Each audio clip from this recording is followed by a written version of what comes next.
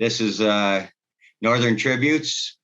We're a members group here in Chippewa, Ontario, and we're broadcasting on behalf of the Chippewa Lions Club and the Chippewa Lions Community Outreach.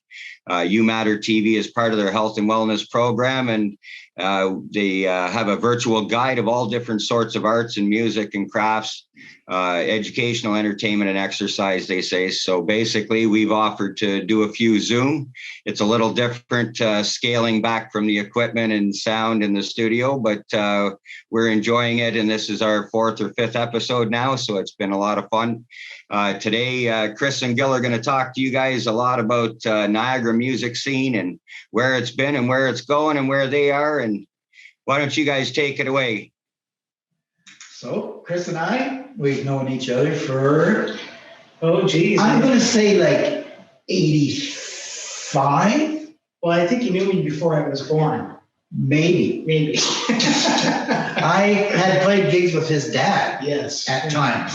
I know, and you know what? That was before 85. So those times that I was playing those country gigs, that they'd be back in the 70s. Yeah. Well, I was born in 73, so you put the math. You weren't very old, were you? No, I was not very old whatsoever. No. So the Cousineaus have been a part of my musical life like forever. Yes. So it's kind of cool that his dad would come out and see bands that I'm in, and then I inherited his kids, and then I end up working for Chris. So I mean, it's like, I wouldn't say for Chris, with Chris. Yeah. Well, thanks, but to me, it's been an amazing journey because everything has come full circle in my musical life. And my father was my most influential musician in my life, just not because he taught me how to play. He taught me how to be a musician and just have an appreciation for music all around. Back in the day, when bars used to have matinees every Saturday, he would take me and my brother Donnie and my other brother John out every matinee that he could when he was home, when he could apply himself to do that because he was a long haul truck driver. And but I just remember they were running around there as a kid, and I'd just be in awe of watching the faces of Larry Downing and Gil Hicks and the band Forum and Thrust. And, I learned so much from just watching you guys and wishing I could do this someday. It was an amazing feeling. To me, it has come full circle. Our previous bass player, Mr. Mark Saunier, retired from the band a couple of years ago, and it was a great pleasure playing with him as well. He used to play with my father in a band as well, and it's that's strange. It's so odd to think that I'm playing with the musicians that my father used to play with, but I take great pride in that because that's great because there's no age group. No, music is it's timeless. Yeah. Music is timeless. Mark was one of the first people I met when I moved here. And him and I and Paul Rose and Dave Mullen took off on the road. Yeah. It was just, it's like instantaneous. Yeah. Mark's done so many favors. I mean, like I was a broke, starving musician. Mark would fix my Volvo. And I mean, certainly right for having a Volvo. But, he really helped me out. He wasn't doing that good either. He lived down here in Grey Avenue. Well, he's a bass player. Yeah. If you have a place to live, a bass player, you're doing good. Yeah. It's second worst to be the drummer in the band, I guess, right? Only because Donnie's not here. Yeah, only because Donnie's not here, yes. Otherwise, we'd blame the bass player, right? Yeah, for sure. What do I know? I don't play, but hey, I enjoy, watching you guys play and rehearse last summer here before you did your gigs and stuff. That was a blast. And now that we're finally getting back to putting the studio together and stuff, I hope you guys return. But where's your future gigs here? I've heard some rumors that you might be playing sometime soon. Well, there is a gig on the doorstep. I'm just trying to keep the excitement of it happening because You know, this whole pandemic thing has done so many emotional things on all levels, and it's been a real struggle for me being a musician, because it's not that I want to play every weekend or get out there every weekend to play because it's, hey, look at me, you know, come see my band. It's not like that. It's, to me, it's always been a connection between people and seeing old friends, and it's a very good excuse to do so. And when the pandemic happened, it just completely drowned all of our souls. Being a musician, you're cut from a different cloth. I think we wear our emotions a little heavier on our sleeves than most. Every song, no matter what genre, no matter what day it's from, it could be from the 40s or 50s, and it could be Sam Cooke, it could be Kim Mitchell, it could be, there's so many songs out there that can make you cry and make you laugh and make you sing and make you dance. And when we don't have the opportunity to do that in front of people anymore, it really takes a toll on the mentality of a musician, for sure. For me, I haven't picked up my guitar in probably 6 months, so I'm gonna have bleeding hands tonight, everybody, if we do a couple songs. I'm only holding on to my guitar because it's a safety net for me. But yeah, it's been a struggle for us. We're hoping to open up things soon, and that's why I kind of wanted to keep this kind of silent, not showing everybody where we're going to be playing yet, because I want it to be a big thing. I want people to get excited again that the music's coming back, and to support local music, and to support just having a good time. It's not just about the band. It's not just about the music. It's people being able to hug each other again, shake each other's hand, buy each other a drink, sit and catch up, you know. Being in a band has all those amazing facets about it. And that's my passion for it. Of course, I love to sing and play and be up there, but that's only a small part of it. The crowd is everything to me, you know. It's really an amazing thing to be. So we'll be announcing that gig pretty soon. It's going to happen, but we're going to probably announce it the day before or day of, maybe. So He's got to tell we'll me. keep you posted. I might not, because you're not gigging anyway right now. So. I remember talking to you last week with Steve Burnside about Niagara and stuff, and different bands that he looked up to, John T-Bone Little there before. And how about you, when it came to Niagara, and when you were with the senior Cousineau before you took on the little kids? But well, I at that time, I probably, it's kind of not what you think, but you know, there was Uncle Sam's, and these are clubs, and the right. Cavalry, they used to have, like, Max Webster used to play there. Yeah. Wow. And yeah, and boy, who's the guitar player from Ottawa? It's probably before my time. So. Oh, you're probably right. But anyway, those were big, you know, fairly big bands playing in those clubs. You know, whether it was Pockets, which, you know, were a progressive band or whatever, you know. So that, I mean, I was always playing, but not in those big giant places. You know, those are like places that were, you know, 500 people. And sometimes there'd be like a $5 cover charge, and these bands were, you know, filling these clubs. So. Well, the music scene around Niagara was completely crazy at one time, and so many great musicians have passed through this area and have made their starts here. I mean, we have Stevie Screeves from Brighton Rock, you know, Niagara musician. There's so many to name. Joe D, you know, from Honeymoon Suite, you know.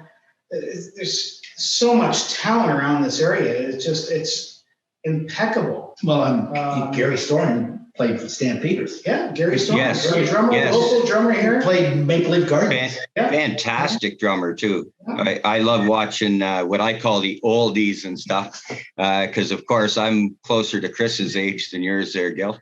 But no, it's always great for me to talk to all the local artists and stuff when they come into town and like into the studio in Chippewa. When I say into town, I mean Chippewa. But when everybody comes out to the village and stops in now to help out with the Lions or help out at the studio, I can't fathom the amount of talent that like Charlie Simon. Speaking of local talent, who just passed away, rest in peace, Charlie Simon. Yeah, sorry to jump you on that. I just thought of it now, but when I was thinking of local talent that toured, I mean, he toured with quite a few. I mean, Stompin' Tom is the big one. Tom was a big one, yeah, for sure. Didn't he play with Michelle Wright at one time? The country star. He played drums, but I know drums. Right. Yeah, I think he played. Did he not tour with Michelle Wright at one point, or I think somebody he did tour with her, but I'm not sure that he played for her. No, just on tour, like he did. Yes, on tour. Yes, was ever like the opening act? Yeah. Michelle Wright. I am so amazed by our Canadian music and talent. Michelle Wright, Shania Twain, the biggest names in country, right here in our backyard, basically. And then we got the rock and roll end where we have, there's so many of them. Guess Who and Jeff Healey, the Guess Who. Oh, Closer to Home. Jeff Healey. We have Kim Mitchell. We have the list is long. Way too many to name, and they're top name acts. That live in our lives every day. They're tragically hip. Neil Young. This goes on. Like a Rush. I mean, being from St. Catharines area, I mean, you got to mention Rush. And it's amazing that it's in our own backyard. You really feel a connection to that. Even with Gil, a lot of people do know, a lot of people don't know at the same time. Gil comes from a long line of history with his whole family. His brothers are all horn players that have played for very, very talented musicians. If you want to name a few. Aretha Franklin. Aretha Franklin. Yes. That might be a little talent, yeah. Tony Bennett, yeah. There's a couple others there that you mentioned to me a few times in talking to you. I get that shock feeling when I'm like, really? That's just so cool. How was that like growing up for you as a kid when your older brothers are playing for superstars of this magnitude? That was a little bit later. Okay. Actually, it was maybe just about 15 years ago. We went down to Cleveland when Garney was playing with Aretha Franklin. Yeah.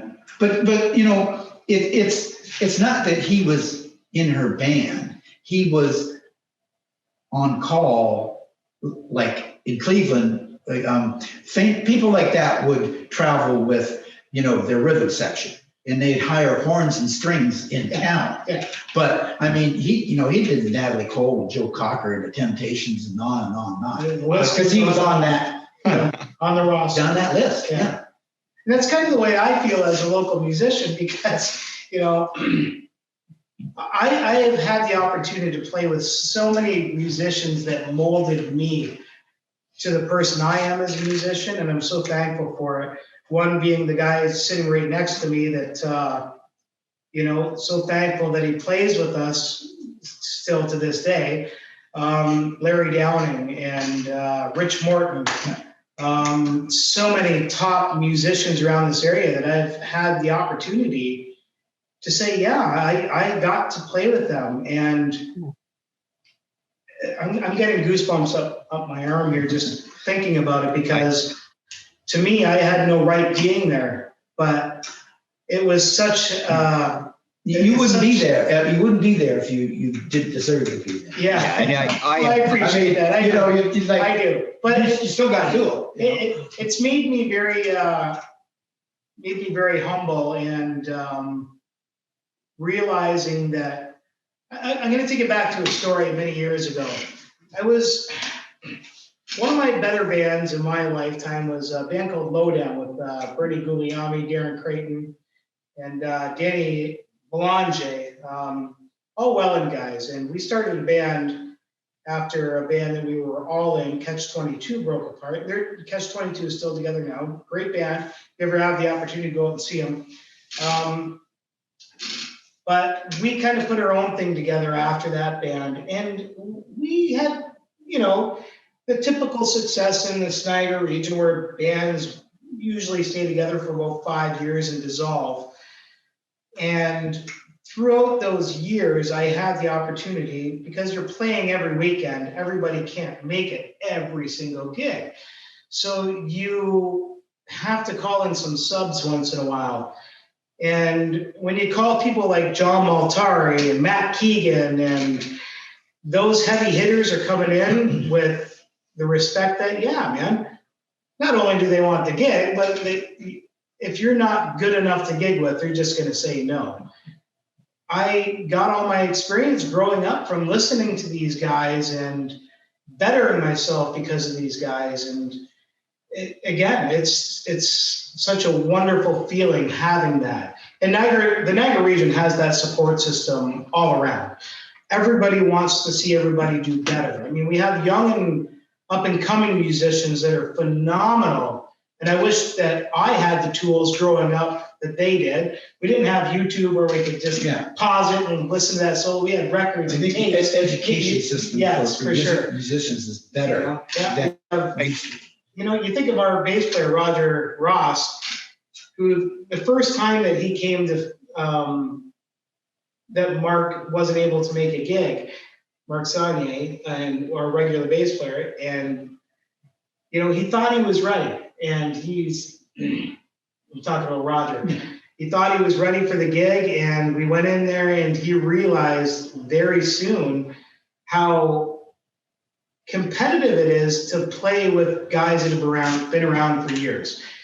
And at the end of the night, he was more down on himself, but he played the best he could. To see that he had the ability to learn more and take on more, that was the shot for him to say to me that this kid's got it. I've heard him play outside of us. Maybe he was a little nervous playing with some very seasoned musicians like Gil and Donnie Cousineau and Larry Downing at that time. And he went home and he worked his butt off at it. And he's with the band now and he's crushing it. I can't believe how far a young musician has come in less than a year and a half. And he's so focused, and he's going to be a great bass player. He's great now, but he's only going to get better and better and better and better. But that's the same type of thing that I grew up with. It's his personality and attitude that enables him to be the bass player that he is. Yes, and that's for sure. Those are the things that are going to allow him to do even more. Exactly. Yeah, exactly. I like Roger. Roger and I are friends, and I remember you guys rehearsing last summer. And I'll give you a little heads up to the viewers, I guess, that'll be watching this when it goes live or gets released. A little story about Roger. One of his first bands is a fellow Northern Tributes member here at the Lions Den Studios. Just a little touch on that. That's Shady Business. He played in Shady Business back in the high school days with Hawk Gerdal, who actually just joined our, what we'll call the virtual studio audience now. I can't wait for us to actually stream this live like it should be in the near future with people in the studio. But in the meantime, we have this recording being done and people are allowed to stop in and be part of the studio audience. And Hawk actually just signed in a couple minutes ago. And that's why I thought it was pretty appropriate that you brought up Roger Ross Jr. at the same time. But talking about different bands and where they come from. So now he's in second heaven with you. And now between you and I and Gil and Hawk and a couple other members of Northern Tributes, we'll be giving other up and comers a shot right here in the middle of Chippewa, Lions Den Studios. And that's, I think, what all of Northern Tributes is about. And that's why we're, you know, I'm proud to be part of any of this, to watch all the talent come through here and have Steve Burnside in last week with Gil and you this week. And you mentioned Matt Keegan.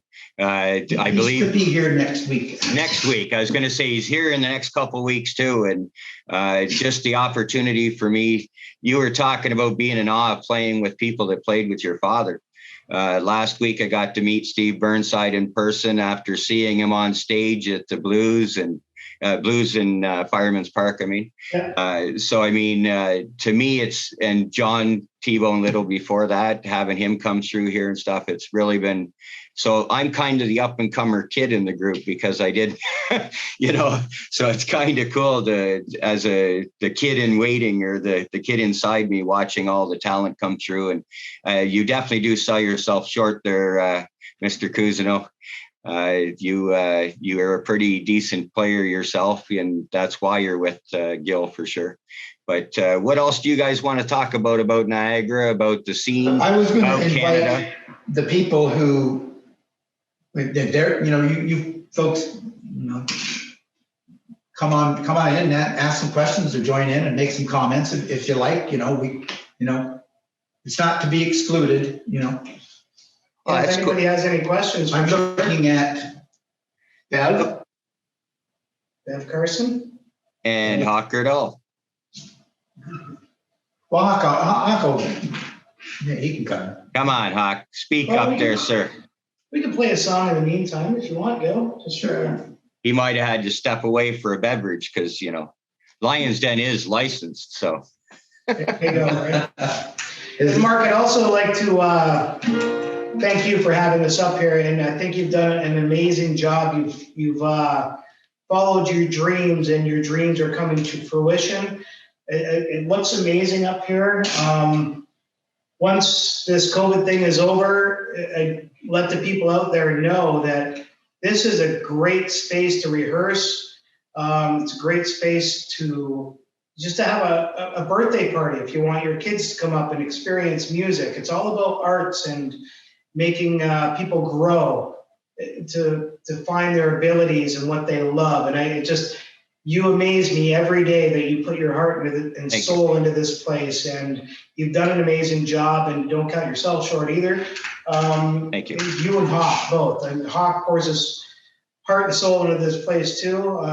Your lovely wife, of course she does. She's there standing behind you every step of the way. And it's just it's an amazing thing to be a part of. And people really need to see what you have to offer up here, because it's pretty darn cool.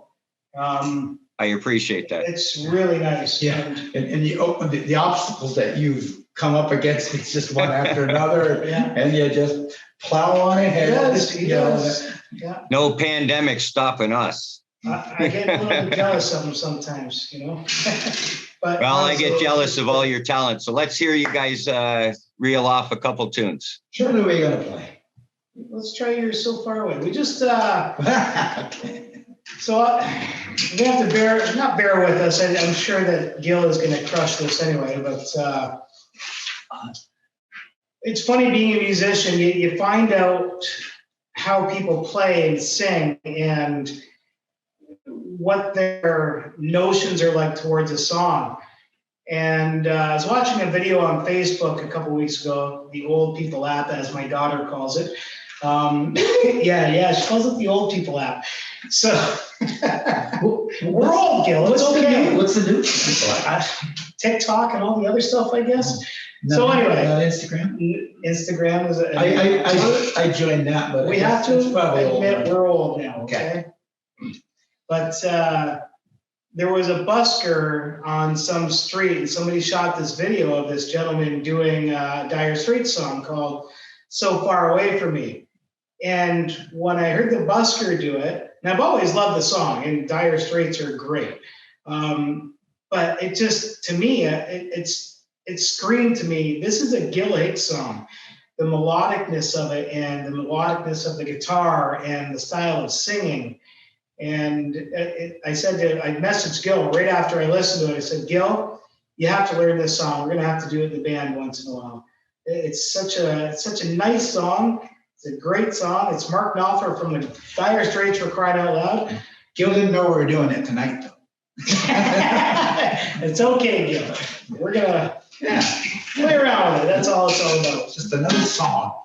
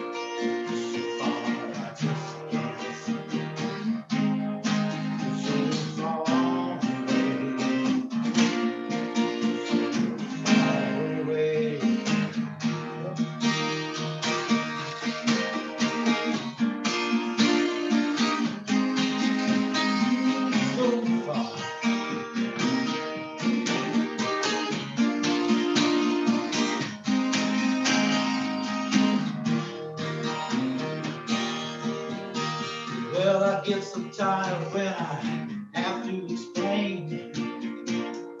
So far away from me. You've been in the sun, I've been in Chippewa. So far away from me. So far away. So far away from me. So far away.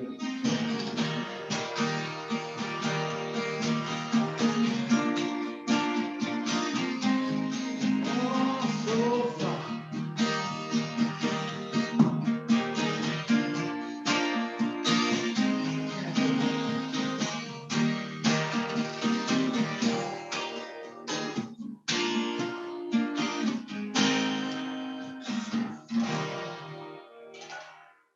Yeah, exactly right. It's gonna have to someday. I don't think he's gonna stop playing with us. No, I look forward to getting back out and hearing everybody live for sure, and just getting out to the scene. I think I buried my head in here, as you kind of said before. I've been here a lot of hours since. Say the least, yeah. Yeah, we just posted actually on Facebook the other day. I don't know if you caught it when you were working, but it was 1 year ago on the 11th of June that all this started. I was wondering, I mean, I seemed like I had been coming here for a year. We didn't actually start the studio and get permission from the Lions to put in this program this is for private, kids and okay. stuff. But the actual the shirts that started selling in Chippewa that raised some money for the nonprofits here, that got the whole ball rolling, that got me enough support in Chippewa that I thought, you know what, this is where I want to be. So when I talked to you guys about opening up, it was like July. And then we got permission to use the studio here in July and started ripping out carpets. And you guys started rehearsing here with yellow walls and no carpets. And Yeah. Yeah. it was a blast. I loved it. I loved every minute of it. I look forward to doing it again live. But, I think, like you said, Chris, giving up and comers a shot. I think that's what this place was all about. And I think we'd be remiss to mention the Niagara music scene without mentioning Christy Hales. She's been a big supporter of Niagara music and indie rock 100%. Music forever. She's done phenomenal stuff getting Upper Space off the ground with Paul Wheeler. They've done a lot for music, and they're bigger production, bigger sound, bigger everything over there as such. When it comes to the history of music and stuff in Niagara, they've created some of it over there.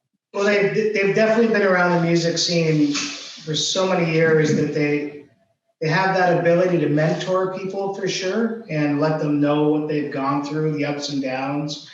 And it's not just about being on stage all the time. Sometimes because musicians do wear their heart on their sleeves, they go through a little bit of different emotional things in life too, right? And guys like Paul Wheeler and all those guys are, girls like Christina Hales. I mean, they've been around the music scene and see the ups and downs of people and have the emotional support there. So you're not just going there to rip out a couple of songs and, hey, look at me, everybody. It's the conversation in between all that happens as well. But kudos to you too, Mark. I mean, your studio's looking pretty darn good up here. You got a pretty good production from what I see. We're getting there. It's and it's just a place to call home a few hours out of the week. That's not your real home. It's a place to get away from the reality of life sometimes, and people got to look at it that way too, right? So it definitely was for me. I mean, life gets stale sometimes, and as much as we're busy all the time, when you get here, it just take a load off, check it out, it just have fun, sing. You offer, people just sing karaoke if they want to, and just to let loose and find your true talents and have fun with it, I think so. And that's what this place is about for sure. And with you and Gil at the helm, as far as running the studio itself, and Hawk on the day-to-day, when he's taking care of the back end with sound and video with Gil, I think this place is going to be pretty cool for a lot of people, and so whether they're professional or not. I still work here? Oh yeah, even though I haven't seen you. Even though I've been absent for the last 6 months. Yeah, I think a lot of us have, and I think that's the thing. We had a good push to start, and we got it off. Be careful what you say, because you'll never get rid of me now. That's okay. I've got it recorded. You can't leave either, so it works out both directions. Yeah. But no, I look forward to it. I think that, behind me, some of the viewers will be able to see we got Mike Ridley come in from 91.7, and he's been instrumental in putting the old McCurdy into action. We got a pretty good mix, I think, in here between old and new. When you look at the McCurdy, and of course, your Serwin Vega's out there on the floor that you can't see in the Zoom. Yeah. The old trainer amp that goes with it for rehearsals, I do know we've been told that they can hear us as far away as the baseball diamond in the park. And that's when the music isn't turned up. So we should be pretty good for the stuff. That must be the nights that Donnie's here, right? Oh, yeah. Yeah. They can hear. And that's another part of the studio that I love so much, getting to meet people like Mike Ridley and Peter Dichter's another one, right? Like Peter Dichter's been in radio forever. Yeah. I mean, him and Rita Carey, his partner, they've interviewed all sorts of celebrities, everybody from John Schneider when he was in town. And I mean, they hosted parades and stuff. I Googled him when I first met him. Yeah. He had told me that, just to be a part of that, again, that's the growing. it's the growing part of the scene that you grow up being humble for it, and you have that to offer to people, and we all have that to offer to people. Absolutely. It's such a great scene all around. It's just such a great feeling to be a part of it. As I said, being influenced at a very young age by so many great and talented musicians, some of them that are no longer with us, like Rick Labucas. He was one of the area's best bass players around. Great voice, an amazing talent. But it wasn't just his talent that made you shine. It's just the way he wanted to see people do better in all facets of their life. And growing up in Niagara, being a musician, when you have the likes of those people, and for the most part you still do, it's such a great feeling. Niagara is a great place to raise great music. It's been like, there's, not now, but in the past, the number of live venues down here, like in Thrust, we had a drummer from Toronto in the band at one time, and he couldn't believe what a closed shop it was. Us 8 bands, just roamed around this area of St. Catharines, well, in Port Colborne, Fort Erie, Niagara Falls, played 6 nights a week and never had to go on the road. Yeah. I mean, and I had been on the road for many years, and I was, that was too good to be true, go home at night. Yeah. Well, you got to play with a lot of traveling bands. I remember you mentioning when you were talking to Steve there, when he was in. Going back, that's what you did. I mean, it's funny. When I was doing that, I didn't really think about it, because I was like, well, that's just what you do. If you want to play full time, you got to plan the road. Yeah. But right around 85 or so in this area, I mean, we had Fallsway, JV's, Riverside, Aqueduct, Bone House. There was there was 8 places that you could. I mean, matter of fact, we used to go up to Cambridge, Woodstock, Hamilton, just to take a break from here. Yeah. But it was our choosing. Which before it was like, agent, okay, your next month, and they're always moving you further. Like if you go to North Bay, well, it's just Sault Ste. Marie for the next week, and then Sault Ste. Marie's just Thunder Bay for the next week, and then it's Kenora, and then you get yourself a snack. You're in Winnipeg, Winnipeg. Well, while you're in the peg, say hi to the Guess Who and stuff, Yeah. But I just think I love Canadian art and music, obviously, and that's the main reason I asked all you guys to get involved with the up and comers here. And I think that we have something to offer when you start looking at Canadian music.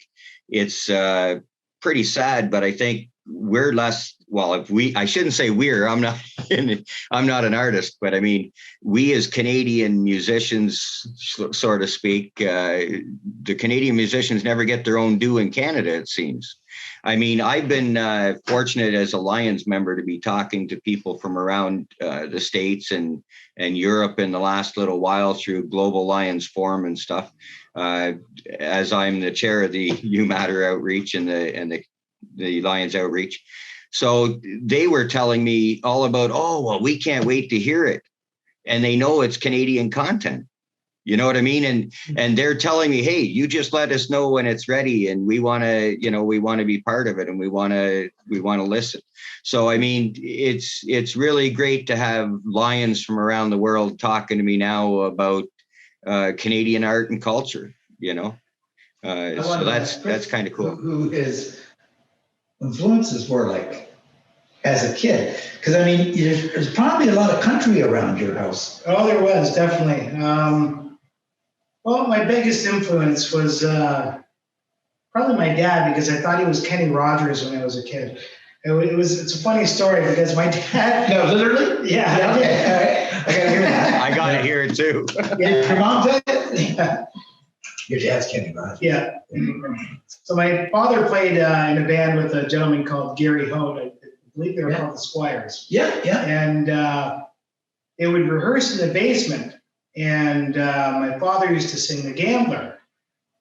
Well, because it was late at night, I wasn't privy to go down there, right? Oh. It was just near bedtime, and Mom would be, okay, watch your show or whatever, and the boys would be downstairs. And of course, I knew they were down there, but Yeah. to me, they sounded so good. And my dad sounded to me exactly like Kenny Rogers. And my mom said to me, she goes, do you remember saying to me as a kid, how are they in there? And I said, what are you talking about? She said, you asked me why the band is in the radio, because we had that old console radio, one you used to store the liquor in, you know? Yeah. But anyway. That's the one. Some people call it a radio. I thought my We call it a dad bar. was Kenny Rogers, and he was in the radio, and every time that they would rehearse that song, it was coming out of the radio. I'd be listening to the speakers, and I'd be looking all around, and she said, what are you doing? I said, I'm looking for Dad.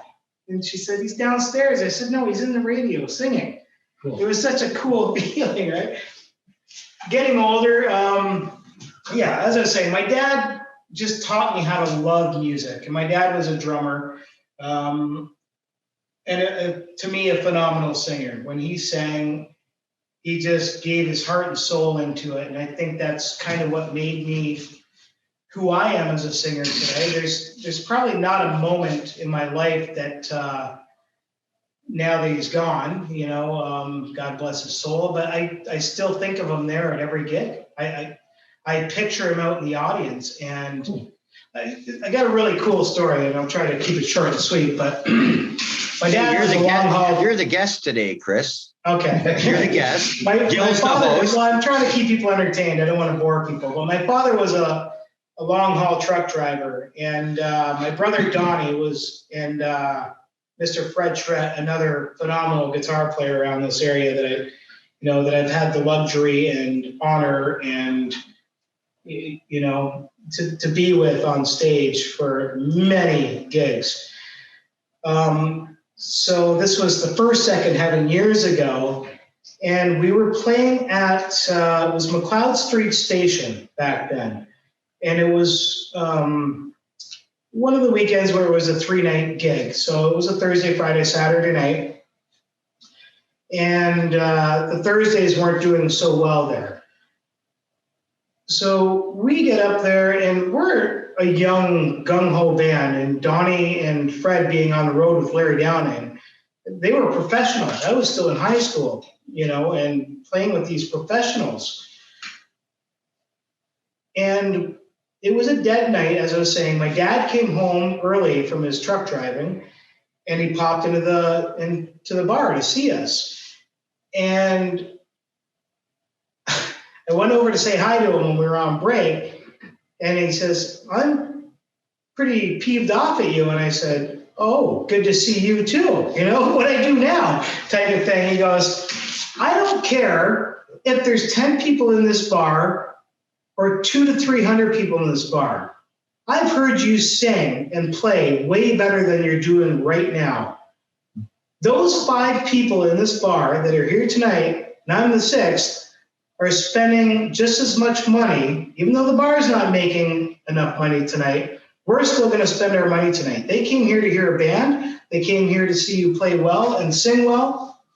You got to do better than this. And from that day forward, I picture that every gig that I'm at. I don't care if there's 5 people in there or 300 people in there. I'm going to give it all I got no matter what, every gig.